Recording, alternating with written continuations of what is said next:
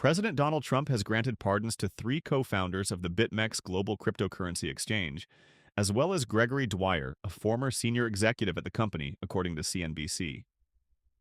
The co-founders, former CEO Arthur Hayes, Benjamin DeLoe, and Samuel Reed, along with Dwyer, the former head of business development, had previously pleaded guilty to violating the Bank Secrecy Act by failing to implement required anti-money laundering (AML) and Know Your Customer (KYC) policies at BitMEX. They were sentenced to varying terms of probation and ordered to pay a total of $30 million in civil fines connected to a lawsuit filed by the Commodity Futures Trading Commission. Dwyer, who was sentenced to 12 months of probation, also agreed to pay $150,000 in fines. Prosecutors accused the men of operating BitMEX as a money laundering platform and claimed that the exchange's exit from the U.S. market was a mere ruse. Trump issued the pardons on Thursday, months after BitMEX was fined $100 million for violating the Bank Secrecy Act by failing to implement necessary AML and KYC programs. Hayes thanked the president on Twitter on Friday, writing, "Thank you, POTUS." DeLoe released a statement saying, "The U.S. Department of Justice unjustly targeted BitMEX and its co-founders. This unconditional pardon from President Trump validates our stance.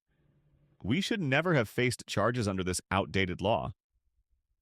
He continued, "As one of the leading crypto exchanges of its kind, we were wrongfully used as an example, sacrificed for political motives, and subjected to inconsistent regulatory pressures.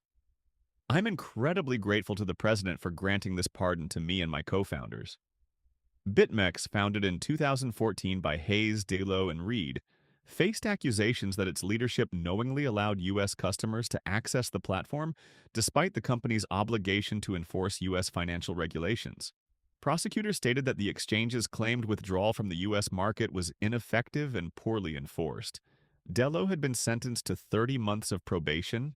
Hayes was given 6 months of home confinement, followed by 2 years of probation, and Reed, the former CTO, was sentenced to 18 months of probation.